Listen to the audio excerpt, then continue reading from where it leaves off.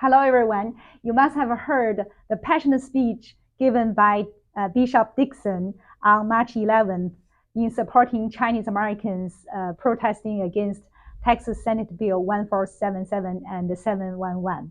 I'm very fortunate today have the opportunity to sit down with Bishop Dixon to talk to him and to let him tell us about who he is and why he's so passionate about supporting Chinese and Asian Americans. He's one man, but wear many hats. First, we're sitting at his beautiful church, the Community of Faith Church. He is the bishop here and also leading Kingdom Builders Global Fellowship. He's also is the president of NAACP Houston chapter. He's also the new chairman of Harris County Sports and Convention Corporation and at NRG Park. He's also a father of proud 4 children. He graduated at the top of his class of Virginia University of Lynchburg with a Doctor of Ministry degree. So without further ado, I will let him tell us more about himself and his accomplishment and the service to the community. Thank you for the opportunity to speak to you today. Kate, thank you very much for having me. I'm excited to have you here and welcome to the Community of Faith Church. Thank you. March 11th, the local Chinese American community and nationwide Chinese Americans have watched your speech. It's such a passionate spech. It is such a heartwarming story you shared. So I actually want to ask you to elaborate a little bit more about the context and the impact that loan mean to you. Well, I started pastoring at age 18, right? And our church at the time was a small wood frame building, and God blessed us to begin growing. And when the Lord gave me the vision, the inspiration to move to Pinemont Street, I looked at the property there, which is a few blocks from here now, and called the number.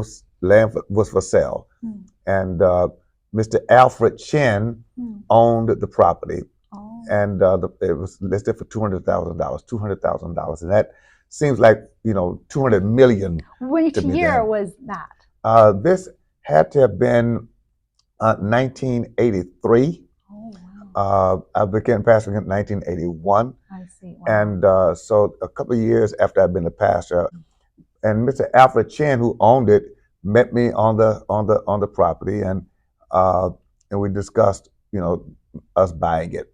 I had no money. We had no money. Our church did not have the money, and we didn't have the banking relationships. And at the time you were pastor, you were 20 years old, yes, right? Yes, wow, yes. Such a young pastor, young man. Yeah, only the grace of God. Only the grace of God made that possible.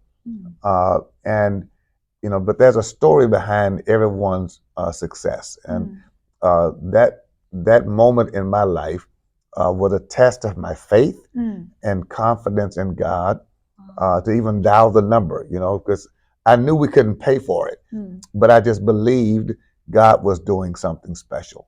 I called the number, and Mr. Chen came out, Alfred Chen, and we discussed it, arrived at a price, and $200,000 for the land.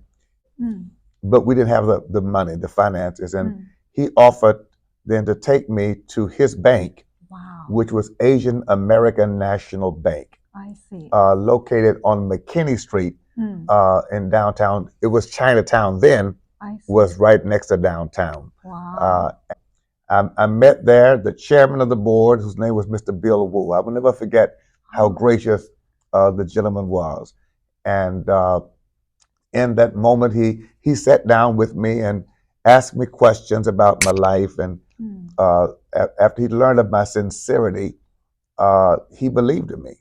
Alfred Chen believed in me. And Mr. Wu shook my hand and said, "You have the loan." Wow. No paperwork, no anything, just a conversation. Wow. And he agreed to approve a loan on my signature. Wow. I'm 20, 21 years old, Wow. and he's showing me that kind of honor and respect. Yeah. And we bought the land. And oh God, it was just an amazing experience. Yeah, I mean, imagine today a 20 or 21-year-old young man and go to the bank and want to borrow the money. Yes. I mean, it's amazing. I guess Alfred Chen was the landlord, but he introduced you to his friend who was the banker, Bill Wu. Yes. And then because they trust you and they made the loan to you. Yes. Wow. Yeah, it was a very, very special thing. When I appreciated it then, right?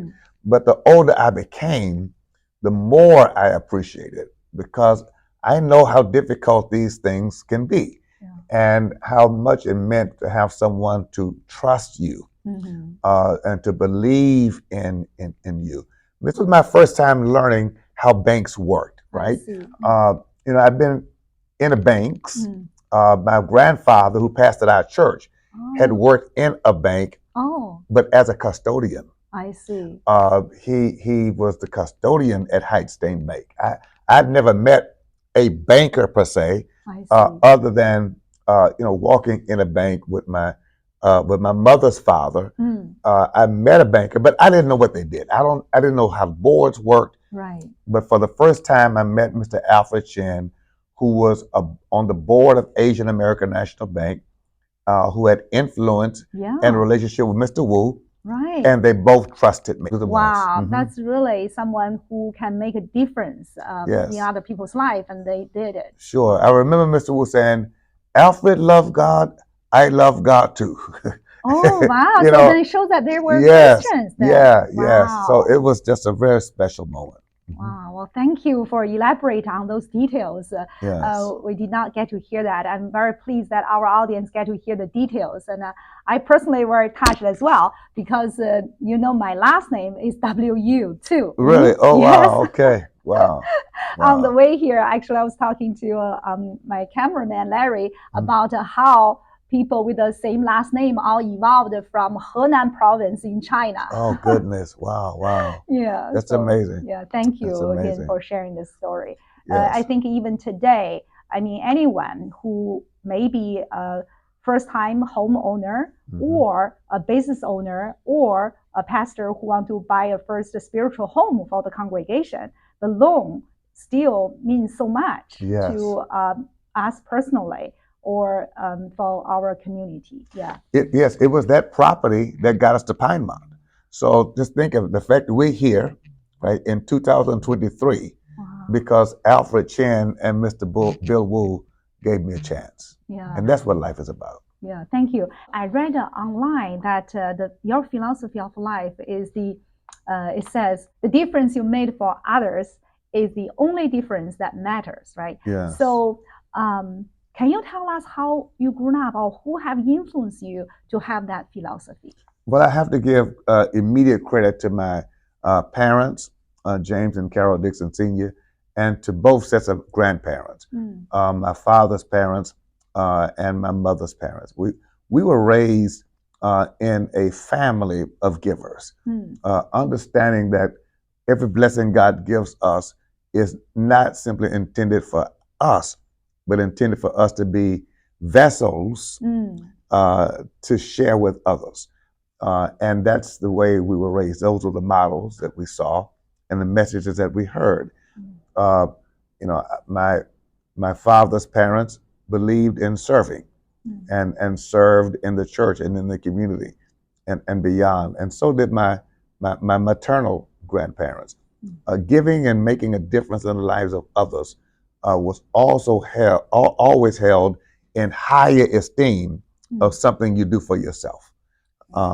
And so we were taught through messaging and modeling that not to live a selfish life, and been raised in the church that I pastor now. I was raised in this church. My grandfather, my dad's father, pastored this church for 50 years. Wow. So as children, we grew up watching our parents and grandparents serve and make a difference in the lives of other people.